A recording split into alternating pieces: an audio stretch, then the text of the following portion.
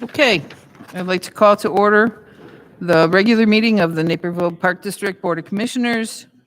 Today is Thursday, May 26, 2022. Please rise for the Pledge of Allegiance. I pledge allegiance to the flag of the United States of America and to the republic for which it stands, one nation, under God, indivisible, with liberty and justice for all. Just made it. Okay, Bridget, roll call, please. President Todd, Here. Vice President Gibson, Here. Commissioner Ansier, Here. Commissioner Janner, absent, Commissioner McBroom, Here. Commissioner Ruffing, Here. Commissioner Thompson. Here. I've been notified that Commissioner Janner has requested to participate remotely due to out-of-town business. Okay, you wanna make a All right. motion? Move to allow remote meeting participation of Commissioner Janner as allowed per Section 7 of the Open Meetings Act. Do I have a second? Second. Is that a voice vote? It's roll call. Roll call. Okay, roll call. Vice President Gibson, Yes. Commissioner Thompson, Yes. Commissioner Ansier, Yes. Commissioner McBroom, Yes. Commissioner Ruffing, Yes. President Todd. Yes. Okay. He should be close. He's on. Rich, can you hear us? Yes, thank you. Thank you. All right, matters from the public. Do we have anyone? I do have an item to read and something to put up on the board. All right.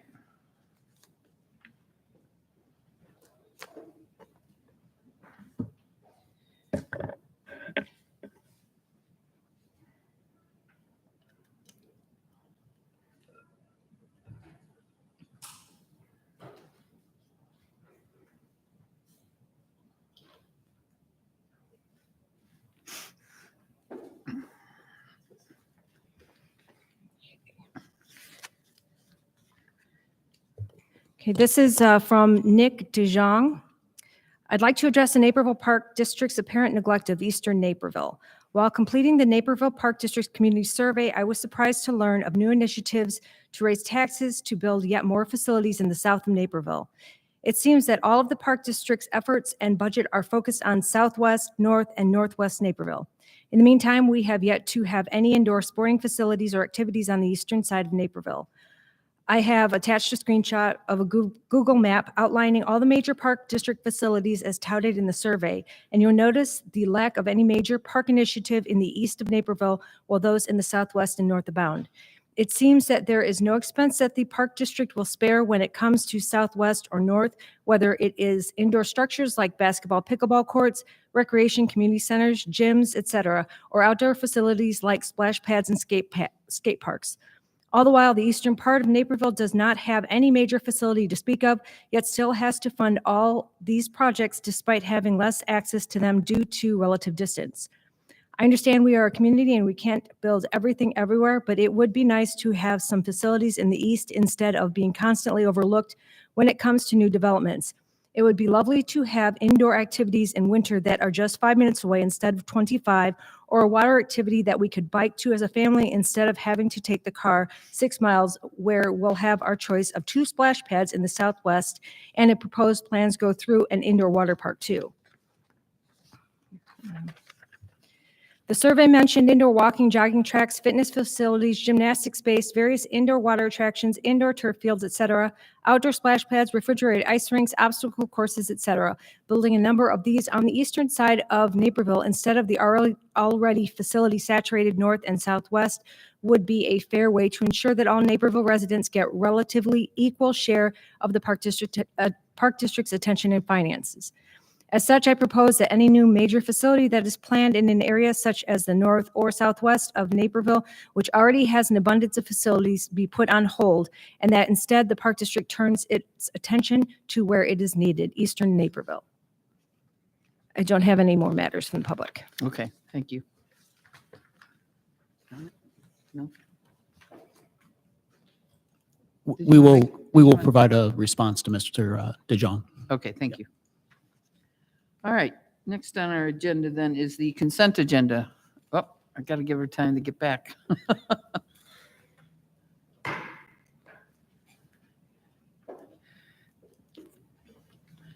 Bridget, would you please read the items on the consent agenda? Sure. Item 5.1, Item 3.1, approve May 12, 2022 regular meeting minutes. 3.2, approve May 12, 2022 executive session closed meeting minutes. 3.3, approve resolution 22-09, a resolution to name the pavilion to be constructed at Knock Knolls Park, Frank J. Russ Pavilion. 3.4, approve ordinance 1017, authorizing terms and conditions of a gifting agreement between the beneficiary of the Frank J. Russ Trust and the Naperville Park District. Okay, we're going to pull item 3.4 because we're changing some items of it. So are there any other items to be removed from the consent agenda? Okay, move to accept. Move to accept consent agenda items 3.1 through 3.3. Second. Thank you. Roll call? Vice President Gibson, Yes. Commissioner Thompson, Yes. Commissioner Ansier, Yes. Commissioner Janner, Yes. Commissioner McBroom, Yes. Commissioner Ruffing, Yes. President Todd. Yes. All right, move to approve. Move to approve consent agenda items 3.1 through 3.3. I need a second. Second. Thank you. This is a voice vote. All in favor? Aye. Okay. Thank you. And then we move to unfinished business. There's a new motion for the ordinance. All right. Move to approve ordinance 1017 as amended, authorizing terms and conditions of a gifting agreement between the beneficiary of the Frank J. Russ Trust and the Naperville Park District. I need a second. Second. Thank you. Any questions on that? Okay. Roll call? Vice President Gibson, Yes. Commissioner Ansier, Yes. Commissioner Janner, Yes. Commissioner McBroom, Yes. Commissioner Ruffing, Yes. Commissioner Commissioner Thompson, Yes. President Todd. Yes. Okay. Our discussion items, our first one is Centennial Beach Stormwater Lift Station Pumps and Controller Replacement Project. Yes. Good evening. So a contract for this project is anticipated to be presented to the Park Board for approval in June. The scope of work includes replacement of 3 submersible ejector pumps and associated control panels at Centennial Beach. The lift station captures stormwater runoff and pumps the water to the detention basin located east of the sand volleyball courts at Centennial Park. The ejector pumps are at the end of the respective life cycle. As such, these pumps are in need of replacement. A total of $105,000 is allocated in the 2022 capital budget for this project. Pending contract approval, work is expected to occur in the fall after the Centennial Beach season with the intent to reach substantial completion by the end of 2022. Any questions for Eric? No questions on pump station? Lift I have more. stations? It's one of the big topics. Okay, second is Cloud Creek Greenway Shoreline Restoration. Also, a contract for restoring the shoreline and the central portion of Cloud Creek Greenway is planned to be presented to the Park Board for approval in June. The scope of work for this project includes the stabilization of the shoreline extending through Cloud Creek Greenway. This work will be part of three improvement phases for the creek and its shoreline that runs from Book Road to Pradle Drive. The 2022 improvements involve the west end along both sides of the creek, approximately 900 linear feet. And then also, work includes the removal of invasive and undesirable trees and shrubs, the placement of coir rolls. These are like fibrous rolls that restore and hold together the shoreline as the new plants grow in. Along the shoreline to minimize erosion, minor grading to ensure a stable slope and installation of native seed from the shoreline back to approximately 30 feet. In 2020 and 2021, restoration work was conducted for Book Road to the west, approximately 1,400 linear feet at Cloud Creek Greenway. A total of $130,000 is allocated in the capital budget for the 2022 Cloud Creek Greenway Shoreline Restoration Project. Pending contract approval, work is expected to begin this summer as weather permits with the intent to reach substantial completion in the fall. Any questions on that one? Okay. Commissioners Park Trail renovation project. This is another one, contract that is planned to be presented to the board for consideration in June. The scope of work includes a full renovation to the asphalt trail throughout Commissioners Park, which will include sections of full depth replacement or overlay on top of the existing trail. The trail is in a deteriorated condition and at the end of its life cycle, and a renovation of the entire trail is needed at this time. A total of $500,000 is allocated in the 2022 capital budget for this project, pending contract approval. Work is expected to occur this summer. Any questions? Director Schutz, do you know when was the trail originally put in? Do you know? It was originally, I want to say it was, I don't know if it was like 2004, but it's past its like 15-year life cycle. And we confirmed that based on site inspections. So we have a general life cycle, for instance, like trails are 15 to 20 years, playgrounds are 15 years, but we want to make sure that it's actually deteriorating. If it's in better condition, it can last longer, we'll extend the renovation project. But in this case, through site inspections with staff, it's in need of renovation. Any other comments, questions? Okay, thank you. Next is Napier Commons Park Development Project. A contract for this project is also planned to be presented to the Park Board for consideration in June. The scope of work includes concrete curbing and flat work pavers, shelter installation, playground installation, basketball court, site furniture, landscaping, other playground or other miscellaneous site work and construction. The shelters, playground equipment, and port-in-place surfacing were purchased earlier in the year due to the ongoing supply chain issues and associated delivery delays. A total of $480,000 is allocated in the 2022 capital budget for this project. Pending contract approval, work is expected to commence this summer with the intent to reach substantial completion in late 2022 or early 2023, depending timely arrival of needed equipment and materials, as well as favorable weather conditions. Any questions? Okay, Thank you. thank you, Eric. All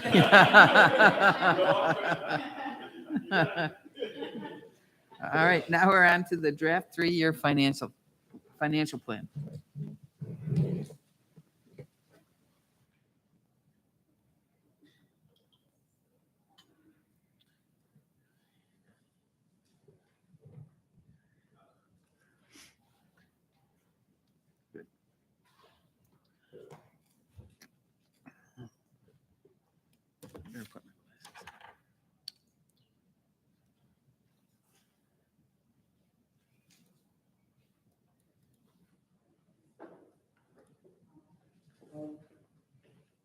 Actually, I'm going to start.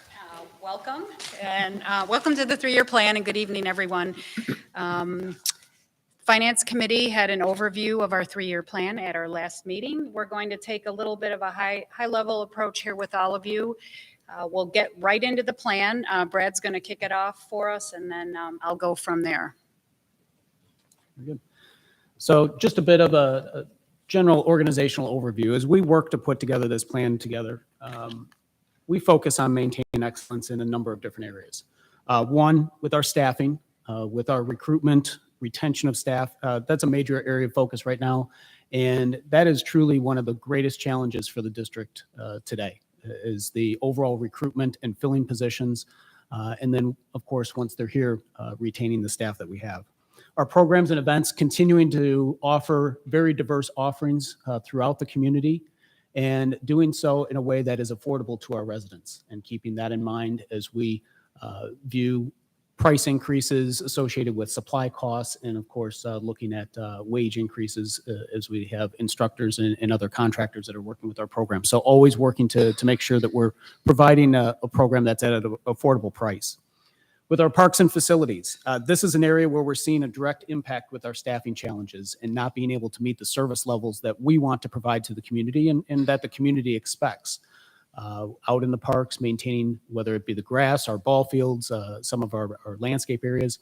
So as we looked at this plan, we're also looking at ways to be able to address that, because we know that that is an area that we absolutely, as an organization, need to address and improve upon. Our overall quality, this is something that we look at in everything that we do. Not only in the services that we provide to the community, but in the resources that we provide to our employees to make sure that they're able to do the job efficiently and effectively throughout the community. Our financial stability. always top of mind, looking at our fund balances, ensuring that we are maintaining fund balances that are consistent with our policies, and working to maintain the district's AAA bond rating as part of our finances. Sustainability, making decisions operationally that make sense, that as an organization, we are going to be able to sustain moving forward with the resources that we have available. So whether it's the planning for parks or bringing on different programs, we're always looking at it from the standpoint of, is what we're able to do as a park district going to be sustainable moving forward? And then public trust, extremely important, maintaining public trust with the decisions that we make, making those decisions in the best interest of the park district and the community, using the resources that were provided by the community efficiently, effectively throughout the community. So that is something that as we work to build these financial plans, we want to ensure that we are putting a plan together that's going to maintain that public trust moving forward. Okay, so before we jump into it, for the new board members and anyone listening who has not heard this before, our 3-year plan is a roadmap. It is different than the annual budget where we're coming and asking for approvals right now that will drive action. By doing this 3-year plan, and we did keep it to 3 versus sometimes you'll hear a 5-year plans, because so much changes. And once we get beyond 1 year, it's, with the environment we're in, is even harder to predict where we're going to be 2 years from now. So when we built this plan, and I don't know if you've had a chance to read through some of the assumptions, we try and go outside to any of our independent vendors or helpers. For example, Eric Anderson, who does our financial work, he would give me an estimate of what he thinks CPI is going to be in 2 years from now, based on his knowledge and also his estimates. So we use averages if we can to look back to develop our assumptions in this plan. A little harder to do that because we're going back to 19. Really, 20 was kind of all those numbers we just had to throw out. So we do our best to try and estimate where we're going to be, but the reality is we need a flexible plan, because I can guarantee that once our plan is approved, there will be changes, whether it's mainly from the capital side where opportunities may come up, or even operationally our needs may change. But what this does is what Brad mentioned, it really gives us a roadmap to say, here's what we think we need, and can we afford it? Does it make sense for the taxpayer? Is it sustainable in the future, the decisions that you and us together are making today? So that's really the purpose of our plan. We will be coming to you with a lot more detail as we work on the 2023 budget, but as we present where we think we're going to be in 23, what we would like to get from tonight is, again, it's not approval, but as we're starting to put the 2023 budget together, and we are starting that already, we need some parameters to know what we're going to have to work with. So we'll talk about that in a little bit. Okay. Again, as Brad had mentioned, you're going to hear it, and we're just going to keep drilling it down, is staffing challenges. It is by far, in my tenure here, never seen anything like this, the ability to try and spend wage dollars and not be able to do it because we cannot find people. 73% of our district operating budget is personnel related, which is very typical for any service organization. Other park districts, even other just service organizations, that's where most of the dollars of our operating budget are being put towards, and that's what we focused on a lot in a lot more detail in this plan. Something also, this happens every year where we know we have, and I'll explain this with the property tax levy, we have a lag in a 2-year lag in our timing, but this year more than ever, what we are working with when we put the 2022 budget together in August of last year, in September of last year, what's happened with inflation, is extraordinary. We're looking at a December 31 inflation number of 7% from 21. Who would have thought that when the year before we were 1.9? So we're trying to catch up to having fewer dollars that we generated to pay for more right now. So that's something we're working with, a challenge, but I will also say, because we've been so fiscally conservative with our reserves, we as a district do have flexibility where we are not having to slash and burn right now. We're managing things even with the higher prices. But it's getting people in here, that's the issue. So I don't want to be all doom and gloom, but we do have some challenges as we look forward that we're going to have to overcome. When we talk about funding, we do it every year for the budget, and you'll hear it every year. Our main source of revenues are property taxes. That is number one. Behind that are our program fees for, programs, golf fees, everything we do. And as Brad had mentioned, we evaluate those fees to be affordable, but also it's based on what our costs are. So we manage those programs every year. Our property tax being number one for us is difficult in some environments when you look at other governmental bodies that are home rule, not non-home rule like park districts, where we don't have other revenue sources. We don't have income tax. We don't have sales tax. We don't have home rule sales tax. We don't have food and beverage taxes. We don't have transfer fees. And I could go on. I was actually at a meeting earlier today with some of my peers that are on the municipal side, and they've conveyed to me how their sales and income tax have exploded, where, from 2008, they were struggling to make ends meet. It is through the roof. Internet sales, taxes, they're getting such an influx. And I had a smile, then they ask, how are you doing? I'm like, we're good, but we don't have that windfall like you have. So when we talk about how important property taxes are, we recognize that there's impacts to our taxpayers, but to do what we do here and our mission, we rely heavily on that. So what we're looking at and what we know for our 2023 budget is we know that the CPI was 7% is what the December 2021 amount was. Because we are non-home rule, as I mentioned it, we are capped at a 5% cap. So we can't levy, even if we needed to, we can't levy beyond that 5%. What's built into this plan is an assumption, a broad assumption of using that 5% CPI to generate dollars to support the 2023 budget and going forward. What that would mean, we talk about this a lot, for an average taxpayer would be about $390. These are broad estimates. Let me just say it's different for every homeowner in town based on the taxable value of their home, but we're estimating around $390 to $400 to the Park District, about a $10 increase over, estimated increase over where we are now. Our special recreation levy, we're estimating 2.5 cents. This year we levied about 3 cents, and that reduction is based directly on our capital plan. We levied that, and it's for special recreation related improvements. ADA improvements is where we have leeway every year. It's based on our plan. So if we don't, we levy what we need. So we're actually anticipating, based on the 2023 capital budget, of reducing that levy request. As far as programs, we are anticipating 2023 to be to pre-COVID levels. So we're going back to 19. We're assuming we're going to be up and running with all our indoor programs and memberships.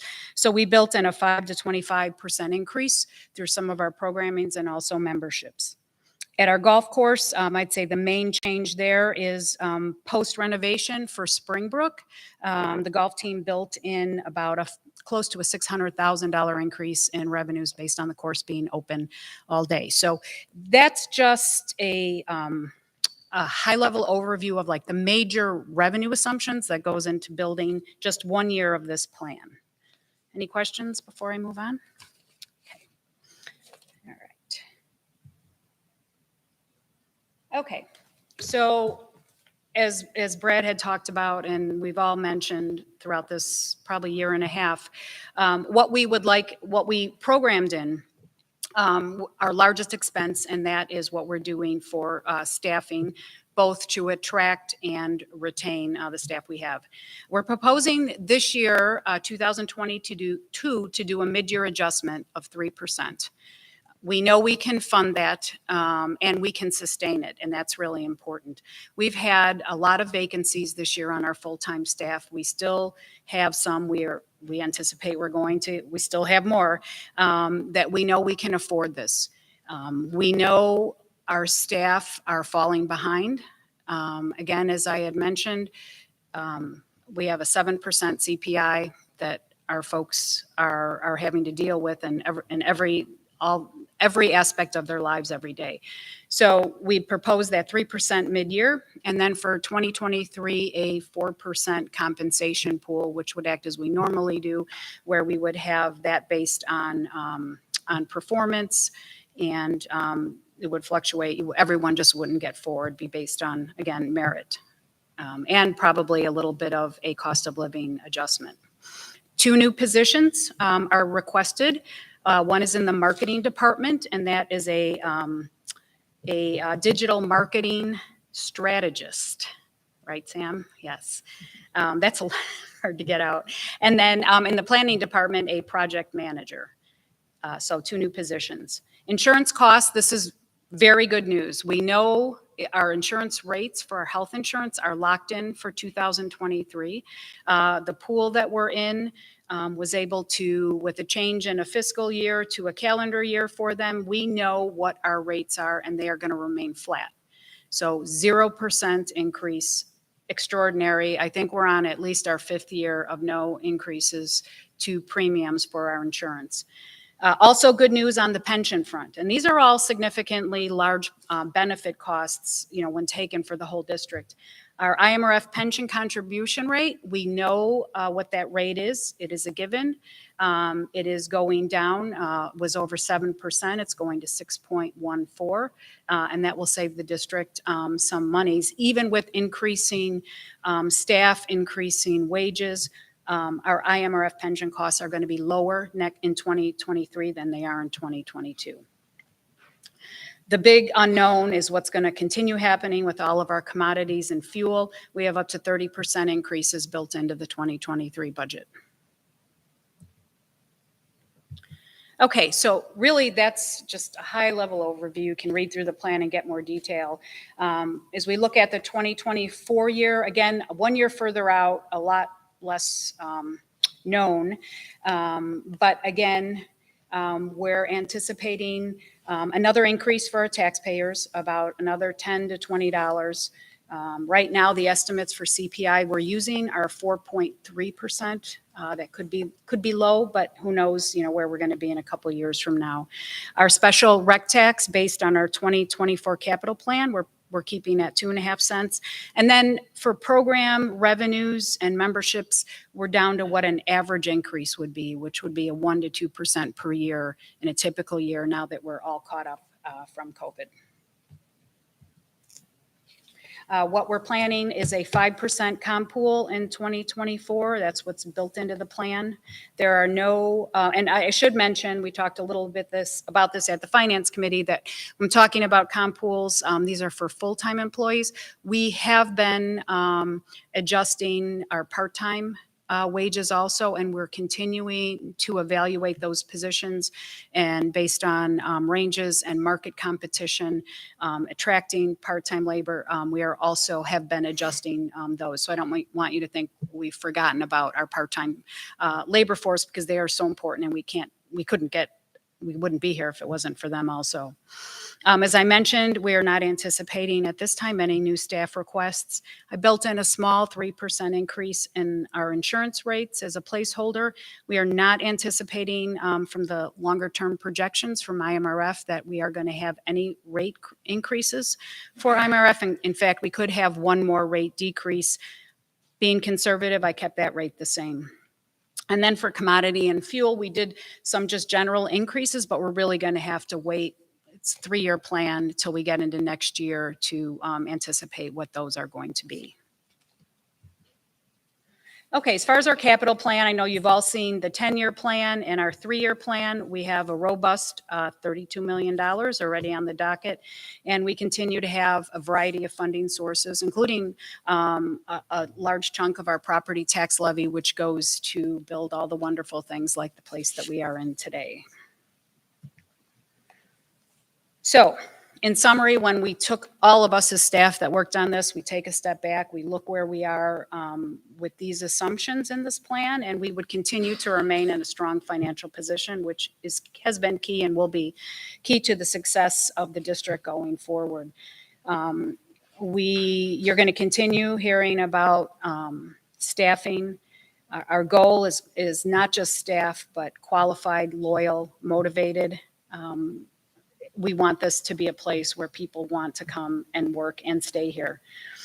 And then affordability is important. And then lastly, to wrap it up, as we look at the capital plan and even the operating, supporting that capital plan, once the community interest and opinion survey comes out, we may have a whole bunch, a different mix of what we're going to be seeing in the future. So this plan can be flexible also. As I said, it's just a roadmap. Okay. Any questions?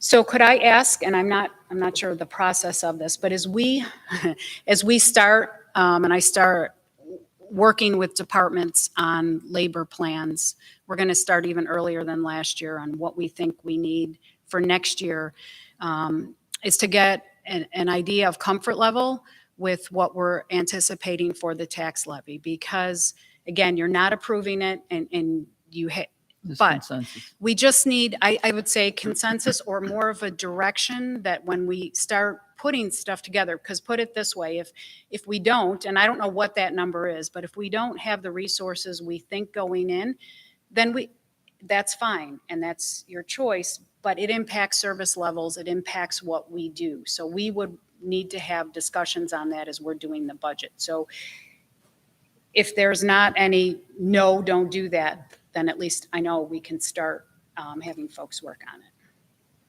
So yeah, that was going to be my question. So on June 9th, you're going to want us to approve the 3-year plan.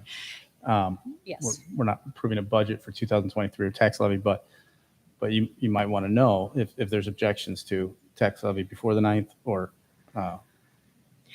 Yes, and I know I'm asking you Right. without, and I'm not asking for approval. I understand. You understand, it's direction, because our team there is going to spend a lot of time. I'm going to be asking, and I'm smiling because I'm looking at all them, to be looking at their departments and to plan out staffing. Tim's shaking his head because he's got the most complicated department. And I'm going to be saying, give me a plan of what you need to get this service level. And when they do that and spend all that time, if we can't fund it, we would like to know that as we're going into it, if that makes sense. I think this is a reasonable request.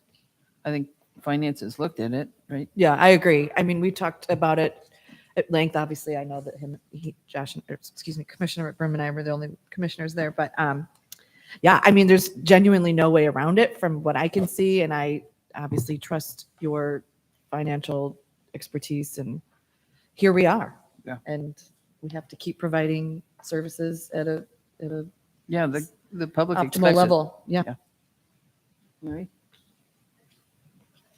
Real quick, would the number-ish you're working with kind of be based on what we've been doing, basically?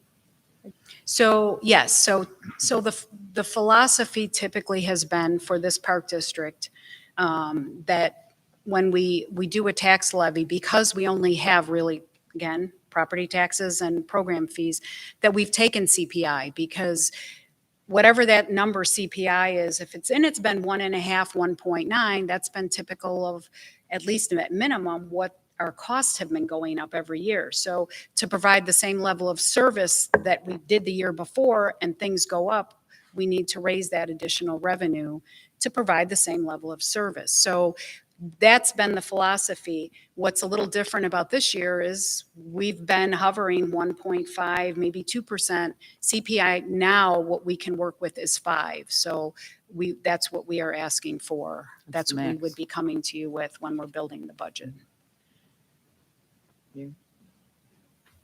You're good?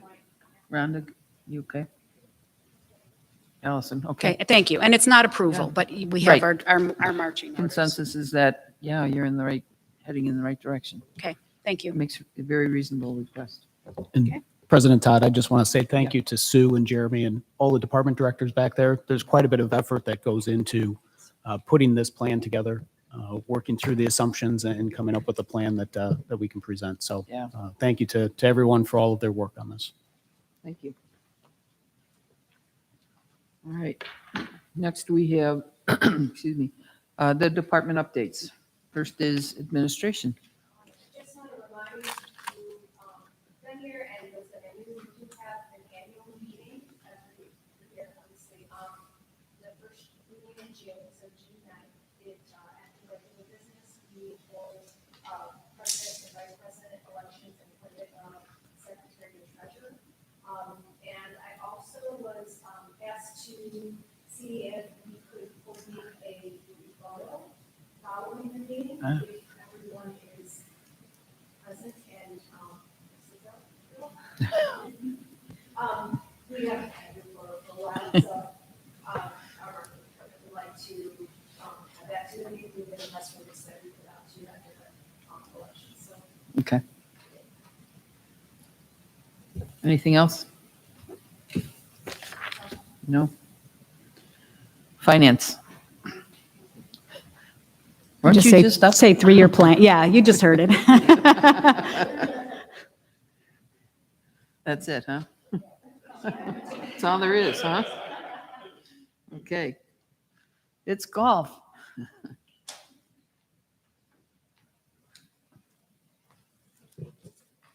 Thank you, President Todd. Just a couple of quick updates from golf.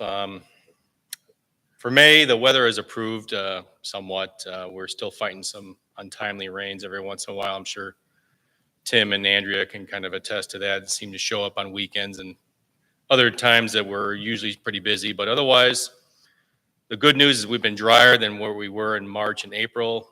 And so that's resulted in May rounds and revenues being back on track. And everything looks positive, at least forecasting for May. So we're on a good run right now. Memorial Day overall looks to be exceptional once we get by tomorrow. Staff on the course with the drier weather has been able to catch up with things. Our mowing and general course maintenance has been better this month. Actually, the courses are looking in really good shape.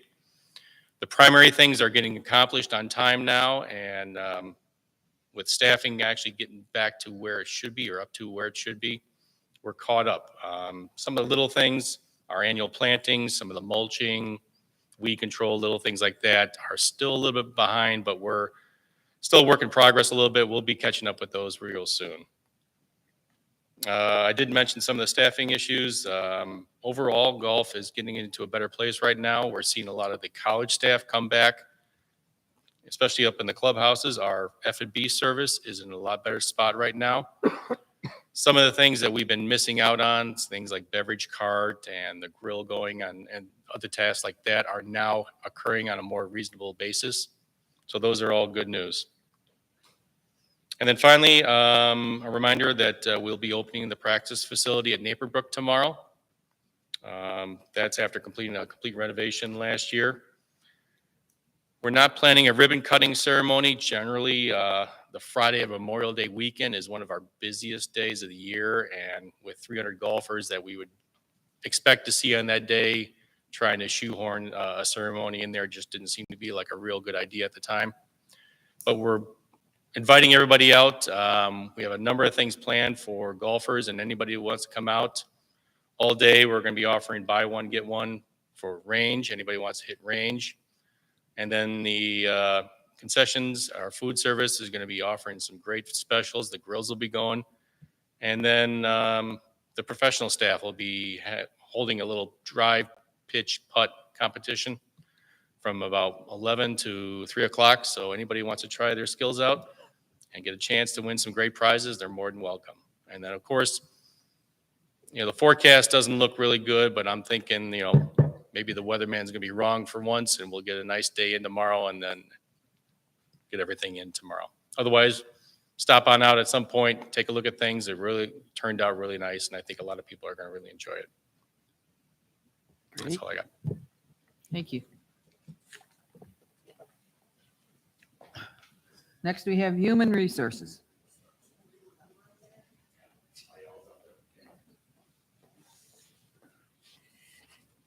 Good evening. So I recently completed a review of the district's policies that speak to diversity, equity, and inclusion. And I'm happy to report that we already have a really good foundation of policies supporting DE&I. However, there are some policies that we can improve upon. So at the June 9th board meeting, I'm going to bring to you for consideration 2 revised policies and 2 brand new policies. The revised policies include our Americans with Disabilities Act policy, in which wording has been inserted regarding inclusion. The district's proper dress and appearance policy. The policy doesn't reference appropriate dress by gender, which is the typical concern. There just needed to be kind of a cleanup. It just sounded like, who says slacks and loafers anymore? Things like that. And there was a reference to, we've made some changes organizationally, so I updated departmental names as well. The 2 new policies include our diversity and inclusion in the workplace policy. And as I previously noted, DE&I is included in many of our policies, but the new policy will specifically address DE&I and the district's commitment to fostering, cultivating, and preserving a culture of diversity, equity, and inclusion. And then the other policy is a transgender employment policy, and it's intended to convey that the district does not discriminate on the basis of sex, sexual orientation, gender identity, or gender expression. It's a high-level policy that notes the needs of each transgender and gender nonconforming employee will be assessed on a case-by-case basis and work with the director of HR to ensure a successful workplace transition. So at this time, all 4 policies are under legal review, but they'll be ready for approval at the June 9th meeting. And then, because I have to talk about recruitment every time you see me, I wanted to give you an update on some numbers. So year to date, we've had 54 referrals paid out for positions other than lifeguards. That's tracked separately. We've issued 95 signing bonuses, and we had 6 community referrals, which I was like, well, that's kind of cool. It was something new, something to try, and heck, it's 6 new employees. And it's funny that the positions that each areas touch here are across the district. So it's really helped bolster our entire operation. So Very thank good. you. Thank you. Information technology.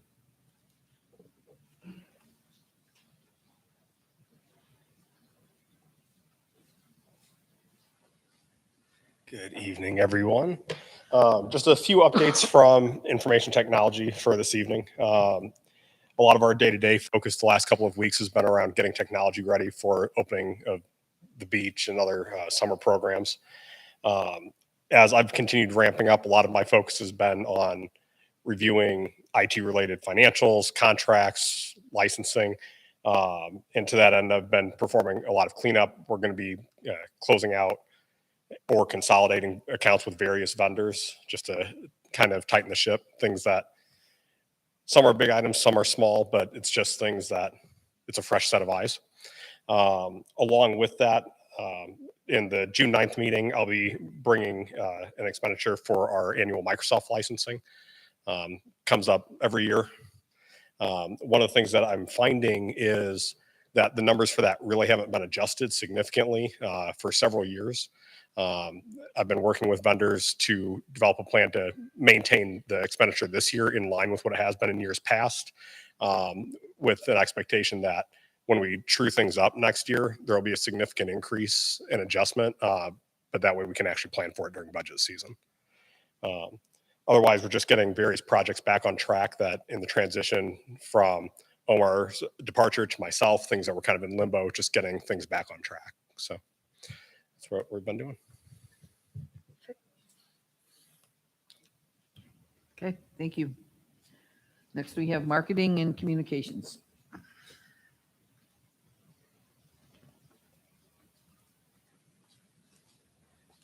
Good evening, Commissioners. I have 3 updates for tonight. First of all, I don't know if you've had a chance to drive by Frontier Sports Complex, but the fitness court is up and it's wrapped with the decal and it looks amazing. So we're getting ready to plan a ribbon cutting for that facility and we're looking about mid-June. We don't have a date set yet, but it's probably going to be a weekday afternoon around 5 o'clock. But more information will be coming for that. So kind of exciting to be able to finally introduce that officially to the community. As I've mentioned previously, we are working on a website redevelopment project, and we had our project kickoff meeting last week. So that involved really talking about the process and how we're going to move through the website redesign over the next 6 months or so. And we're starting by auditing the current site structure and information to determine the structure of the new site and decide which content's going to be migrated over, and then how much additional content is going to need to be created. So going through that is probably one of the most labor-intensive processes of the project, and that's going to take a little bit, but at least we're rolling and moving in the right direction. And then finally, I wanted to let you know a little bit of a sponsorship update for April. So we are, again, moving in the right direction, which is kind of a common theme here. For April 2022, we ended the month at just over $207,000, which is a 3% increase over 2021. So that's great to see. And if you remember, last year at the end of July, we did hit the $250,000 mark, which was our goal for last year, and we're in line to surpass that. So Fabulous. again, really excited about that progress and look forward to seeing more of it. Well done. Thank you. Any questions? Can you tell us how the sponsorship of the fitness court I'm assuming it's kind of a done deal now at this point. Can you just update us on where that all landed? Sure. So it's actually not a done deal. We do have a title sponsor for the fitness court, and we've got, because there's a number of different tiers.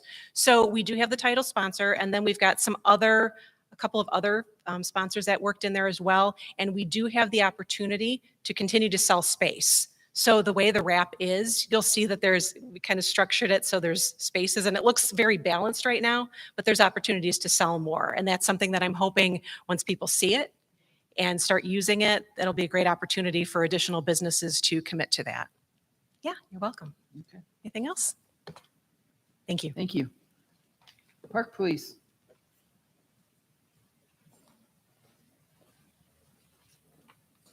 All right, good evening. Happy to say things are picking up both for the city police and the park police. That's to be expected this time of year. So we will be bringing on 2 police officers in the next week, both with previous experience. One has completed his hiring process, the other's in the middle of it. On Saturday, our 8 park service officers will start working their shifts. Ideally, we'll have 2 at the beach each day from 2 to about 8:30. And then we will have 2 out on our electric bikes citywide on our 77 miles of pass, basically during those same hours from 2 to about 8. We completed the mock assessment for our department, and now we're moving towards the final assessment. And I would expect this to be ramping up probably in the next 4 to 6 weeks.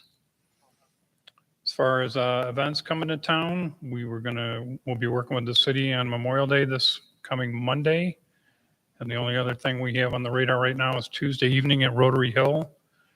There is a group called Moms Demand Action for Gun Sense in America that is planning to have an event at Rotary Hill where they're expecting, give or take, 200 people. So again, we'll be working with the city to vet that and make sure that we're available if they need anything. Okay, any questions? Thank you. Parks.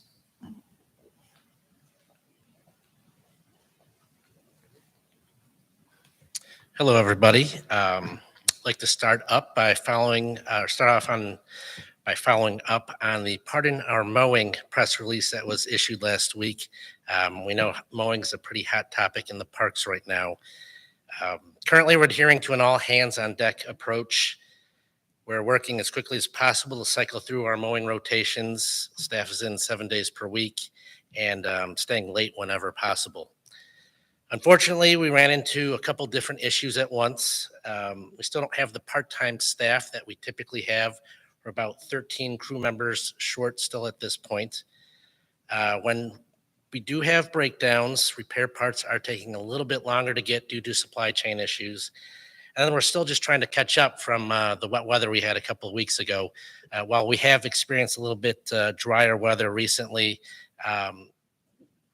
some of the mess that was left behind when we did get back to those parks needs to be rectified before we can get into our normal mowing cycles with those areas. So all those things adding up are kind of slowing us down at this point.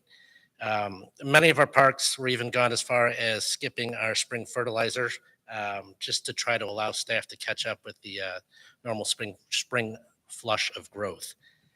In response to these challenges, we're working on outsourcing some of our routine in-house activities. We're looking at options such as hiring contractors to help with custodial duties, possibly pond or natural area maintenance, or even looking at hiring an additional contractor to help with some of the mowing that we take on ourselves. And the hope would be then that some of that would free up staff to take on some of the other priorities that we're lacking on in the parks. Elsewhere, when we're not mowing, our spring tree purchases have started to arrive, and we're looking to get those in the ground as soon as possible. Annual flower installation is happening throughout the park system, meaning both tree and flower install projects will require regular visits from our water trucks. When not mowing, our turf maintenance crews are doing their best to make broadleaf weed applications, get some grass seed down, and fertilize on our athletic fields. We're also prioritizing weed control and landscape beds and getting to mulching in those same beds and many of our trails. And on the plus side, the extended forecast does look to be fairly dry in the coming days, and our summer seasonals are starting to trickle in. So reinforcements are on the way and looking to make some headway with some of the backlog of work. Any questions? Thank you. Thank you. Planning. So I have a few updates for the board this evening. The first one is in regards to Dupage River Sports Complex, Fields 3 and 5, fence improvements, and Nike Sports Complex synthetic turf field fence fabric replacement project. That's a large name for a project. At the February 10th, 2022 Park Board meeting, a contract was awarded to Proline Fence Company for fence improvements on Fields 3 and 5 at Dupage River Sports Complex and the synthetic turf field at Nike Sports Complex. I'm pleased to report that work on Dupage River Sports Complex Field 3 and Nike Sports Complex Synthetic Turf Field are complete. However, unfavorable spring weather and extended product lead times for the backstop materials for Dupage River Sports Complex Field 5 prevented it from being completed prior to the beginning of the spring program season. In order to keep the field available for use during the spring program season, it is recommended to extend the contract completion date from this spring to September 1st. And so essentially the contractor will get back to it once the programming is completed for the ball field this year. With that approach, staff recommends, just like we did recently for Frontier Sports Complex and Kings Hill Park playground renovations, the extension of time change order. So we intend to bring that type of change order to the board for consideration for that Field 5 at DuPage River Sports Complex at next month's meeting. Next, I'd like to provide an update on a proposed development in Naperville. This has the address of 445 Aurora Avenue. This is a development proposed for the area immediately west of Rotary Hill. This development and the developer is proposing 8 residential units.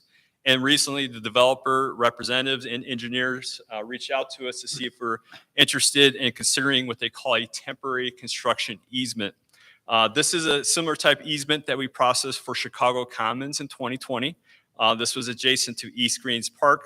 In this case, the easement is requested in order to grade along the property line. This would be the north property line of the subject property, and it would be the south side of the visitor center, that pond quarry, just to the south of that quarry. And what this does is it enhances drainage. We're making sure that by grading on the property line, that it drains properly. This would be graded, seeded, and restored to our specifications at the developer's expense. With the understanding that a staff's recommendation that we consider this and would recommend this, we also want to recommend this to the board this evening. And if there's an interest to proceed, we can bring that temporary construction easement to the board for consideration in June. So essentially, that's all. It's just a tool. I'm going to give you an update. But if there's an interest, we will bring it forward to the board. And then lastly, I just want to report on the trades division, which is part of the planning department, and the work that was done this spring in preparation of the busy upcoming summer program season. So the task that the trades division worked on this spring was the restroom, drinking fountain, irrigation startups. They also worked on pond aerators deployments, Riverwalk Cafe preseason tasks, Centennial Beach and Centennial Grill preseason tasks, splash pad startups. So as we know soon, the Frontier Sports Complex and Wolf's Crossing Community Park splash pads will be open to the community. Strike guard inspections and maintenance, facility fire alarm and sprinkler systems, facility fire extinguisher inspections, asphalt parking lot trail inspections, gravel lot inspections and maintenance, so quite a few inspections, basketball and tennis court inspections, as well as engineered wood fiber replenishments. And this is for our playgrounds to ensure we have that minimum of 12 inches, and that's the standard for the safety requirement. So that's my update. Okay. Thank you. Did you want a consensus on that, on the temporary? Yes, thank you. Yes, so construction? is there a consensus from the board to bring the temporary construction easement to the June meeting? I'm good with it. Makes good sense. Think we're Excellent. good. Thank you very much. Thank you. Okay, recreation.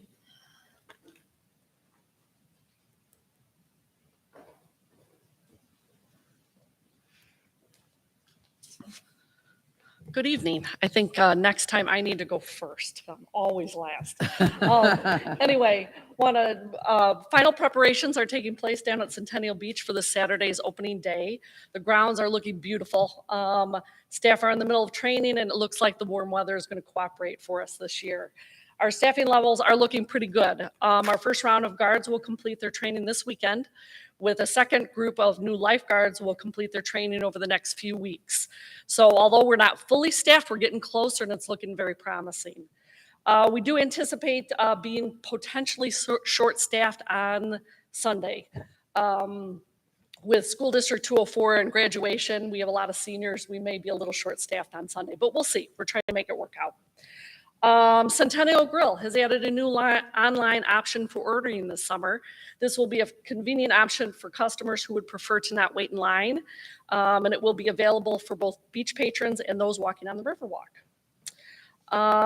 As mentioned previously, our concession staff has been one of the most difficult positions to fill. However, the good news is we're fully staffed at the grill and we're starting to get more applications that are coming in. So hopefully we hope to have the Riverwalk Cafe open by mid to late June. So we're hopeful. Okay. For the past several months, we have been struggling to find farm vendors for this year's farmers market. So for this reasons, we have moved away from a true farmers market concept to more of an outdoor market concept. The outdoor market will have several vendors from previous years, plus some new faces. The spring session is winding down and staff are preparing to start for summer programs. We have seen an uptick in summer job applications. We're really close with camp counselors. We're now looking more for those specialty positions such as pickleball instructors, high-level tennis instructors, swim instructors, and continuous for concession staff. Summer registration is going very well. I hope to, at the next board meeting, give you an update on to where we are in comparison to previous years for summer registration. So I'll keep you all posted on that. And then last but not least, we have a couple of big events coming up. We have our annual kite fly event that kicks off on Sunday, June 5th. So that's coming up down at Frontier Park. And then we also have our dance recital that's going to be coming up that same weekend. So that's all. Any questions? Thank you. Any questions? One question, the survey's out. When do we expect to see results of that? Yes, so the survey is out. The random sampling that was completed by Acuity is completed. They have the results from that, and they're actually working on putting that summary and report together. We plan to have Jeff Andreessen here to present that survey results at the second meeting in June. Okay, perfect. Thank you. Just want to anticipate. Okay. The next regular meeting of the Board of Commissioners will be June 9th, 2022 at 7 p.m. here at the Fort Hill Activity Center. And we do not have executive session, so move to All adjourn. right. Move to adjourn the May 26, 2022 regular meeting. Second. Thank you. All in favor? Aye. Okay, we are adjourned.